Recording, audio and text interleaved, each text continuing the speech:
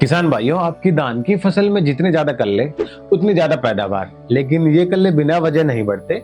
सब कुछ इस बात पर निर्भर करता है कि आपने खेत की तैयारी के वक्त कौन सी खाद डाली थी और उसके बाद पहले 10-12 दिन में, फिर 20-21 दिन बाद आपने क्या दिया था। समस्या ये है कि हम अक्सर बिना सोचे समझे खाद डाल देते हैं और लगता है कि जितने ज्यादा खाद डालेंगे उतने ज्यादा रिजल्ट मिलेगा।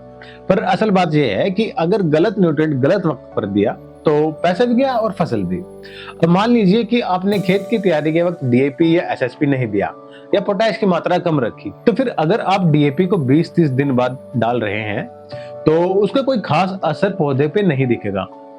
हाँ, डीएपी के अंदर जो थोड़ा नाइट्रोजन होता है वो तुरंत असर दिखाता है, लेकिन असली काम तो फास्फोरस का होता है।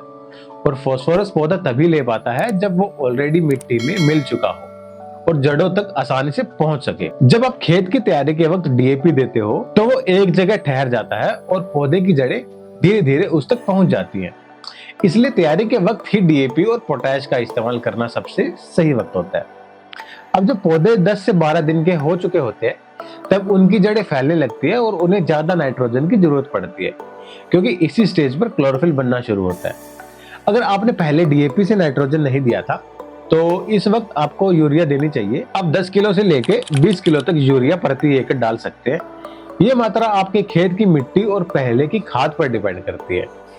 यूरिया के बिना क्लोरोफिल नहीं बनेगा और क्लोरोफिल के बिना फोटोसिंथेसिस नहीं होगी, और जब फोटोसिंथेसिस नहीं होगी तो पौधा ना ही बढ़ेगा और ना ही कल्ले बनेंगे। अब सबसे इंपॉर्टेंट स्टेज आती है जब पौधे 20 से 21 दिन के हो जाते हैं। ये वक्त है जब टिलरिंग यानी कल्ले निकलना तेजी से शुरू होते हैं। इस समय अगर आपने पौधे को सही न्यूट्रिशन नहीं दिया तो कल्ले कम निकलेंगे, पौधे कमजोर रहेंगे और बीमारियों का खतरा भी बढ़ जाएगा। अक्सर हम गलती ये करते हैं, बिना सोच समझ के कुछ भी खाद डाल देते हैं, बिना ये समझे कि मिट्टी में पहले से क्या पड़ा है और क्या नहीं। तो इस क्रिटिकल समय पर एक फॉर्मूला मैं आपको बता रहा हूँ। अगर आपने अब तक यूरिया नहीं डाला था तो अब एक बोरा यानी 45 किलो यूरिया प्रति एकड़ डाल दीजिए। अगर यूरिया नहीं मिल रहा है तो आप 30 से 35 किलो अमोनियम सल्फेट प्रति एकड़ का इस्तेमाल कर सकते हैं। इसमें नाइट्रोजन भी होता है और सल्फर भी, जो कि प्रोटीन बनाने और एंजाइम एक्टिविटी के लिए जरूरी होता है। इसके बाद आपको जिंक सल्फेट देना है, लेकिन इसकी मात्रा आपके खेत के पीएच के हिसाब से होनी चाहिए। अगर आपको पीएच नहीं पता है तो मैं कहूंगा कि मिट्टी का टेस्ट जरूर करवा लीजिए, वरना आप बिना जरूरत के खाद डाल के सिर्फ खर्चा बढ़ा रहे हैं। फिर भी अगर आपको पीएच का अंदाजा नहीं है तो जनरल डोज के तौर पर आप 33% वाला जिंक सल्फेट ले रहे हैं तो 7 से 8 किलो प्रति एकड़ देना सही रहेगा। और अगर 21% वाला जिंक सल्फेट है तो 10 से 12 किलो प्रति एकड़ काफी है। उसके बाद मैग्नीशियम सल्फेट लगभग 7 किलो प्रति एकड़ डालना चाहिए। इससे पौधे में ग्रीननेस, एंजाइम एक्टिविटी और ग्रोथ सब कुछ सुधर जाता है। कई बार किसान बोलते हैं कि पौधे पीले पड़ गए हैं। अगर पीलापन दिख रहा है तो जिंक और मैग्नीशियम का कॉम्बिनेशन काफी होता है, लेकिन अगर पीलेपन के साथ पौधे के ऊपर की पत्तियों में सफेदी भी दिख रही है तो इसका मतलब है कि आयरन की कमी है।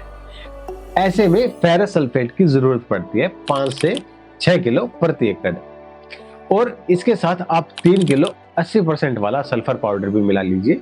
ये सल्फर पानी नहीं बनने देता और पौधों को सल्फर भी मिलेगा। आप फिप्रोनिल बेस्ड कोई भी प्रोडक्ट ले सकते हैं, जैसे रेजेंट 0.3 GR, जिसे आप 4 किलो प्रति एकड़ डाल सकते हैं।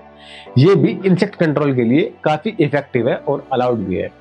अब इतनी सारी खाद आपने खेत में डाल दी तो अब इसको अच्छे से ब्रॉडकास्ट कर दीजिए, यानी पूरे खेत में बराबर फैला दीजिए। अब बात करते हैं एक और जरूरी चीज की, जो है फोलियर स्प्रे। ये एक चमत्कारी स्प्रे है जो पौधे को सीधा पत्तों से लगती है और तुरंत असर दिखाती है। इसके लिए आप 700 ग्राम जिंक सल्फेट, 500 ग्राम मैग्नीशियम सल्फेट, 250 ग्राम फेरस सल्फेट, 500 ग्राम मैंगनीज सल्फेट और 1 किलो यूरिया, इन सबको 130 से 150 लीटर पानी में मिलाकर स्प्रे कर दीजिए। ये स्प्रे टिलर्स को बूस्ट करता है और पौधे को एकदम ताकत से भर देता है।